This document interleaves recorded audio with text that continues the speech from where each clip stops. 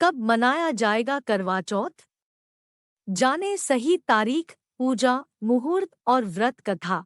कार्तिक कृष्ण पक्ष की चतुर्थी तिथि 31 अक्टूबर 2023 की रात 9:30 से शुरू होगी और 1 नवंबर की रात 9:19 पर समाप्त होगी।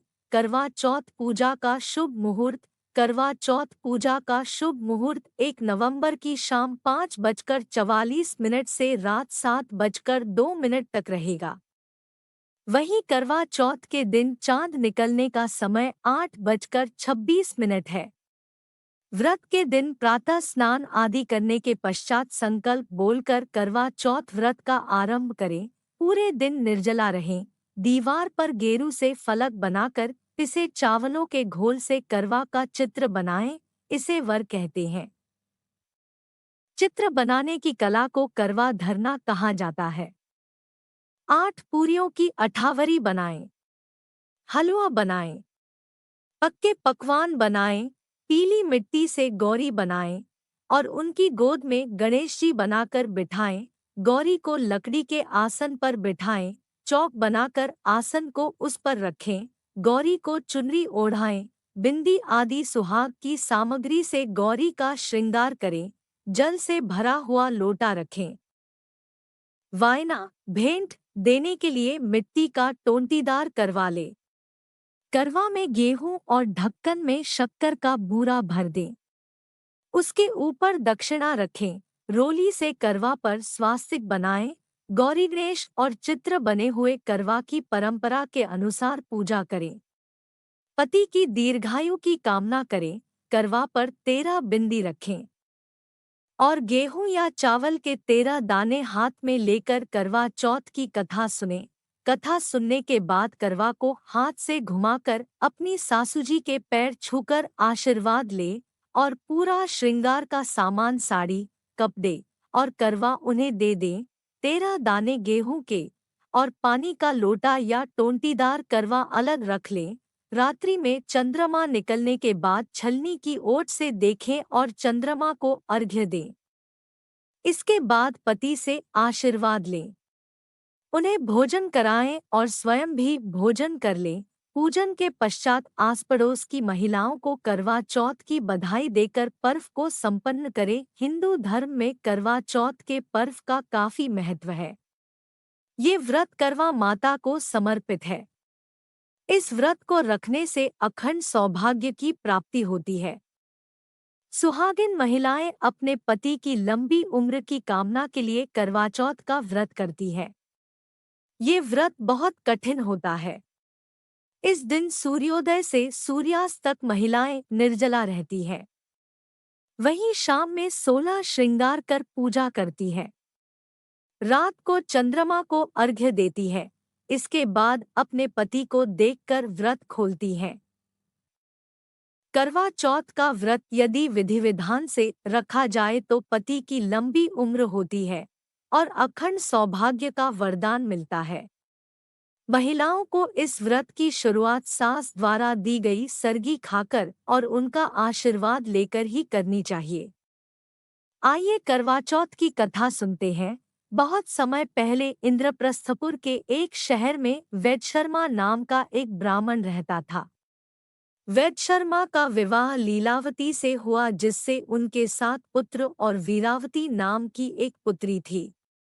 क्योंकि 7 भाइयों की वह केवल एक अकेली बहन थी, जिसके कारण वह अपने माता पिता के साथ साथ अपने भाइयों की भी लाडली थी। जब वह विवाह के लायक हो गई तब उसकी शादी एक उचित ब्राह्मण युवक से हो गई। शादी के बाद वीरावती जब अपने माता पिता के यहाँ थी तब उसने अपनी भाभियों के साथ पति की लंबी आयु के लिए करवा चौथ का व्रत रखा। करवा चौथ के व्रत के दौरान वीरावती को भूख सहन नहीं हुई और कमजोरी के कारण वह मूर्छित होकर जमीन पर गिर गई। सभी भाइयों से उनकी प्यारी बहन की दयनीय स्थिति सहन नहीं हो पा रही थी। वे जानते थे वीरावती, जो कि एक पतिव्रता नारी है, चंद्रमा के दर्शन किए बिना भोजन ग्रहण नहीं करेगी, चाहे उसके प्राण ही क्यों ना निकल जाएं। सभी भाइयों ने मिलकर एक योजना बनाई जिससे उनकी बहन भोजन ग्रहण कर ले। उनमें से एक भाई कुछ दूर वट के वृक्ष पर हाथ में छलनी और दीपक लेकर चढ़ गया। जब वीरावती मूर्छित अवस्था से जागी तो उसके बाकी सभी भाइयों ने उससे कहा कि चंद्रमा निकल आया है और उसे छत पर चंद्रमा के दर्शन कराने ले आए। वीरावती ने कुछ दूरवट के वृक्ष पर छलनी से दीपक को देखकर विश्वास कर लिया कि चंद्रमा वृक्ष के पीछे निकल आया है।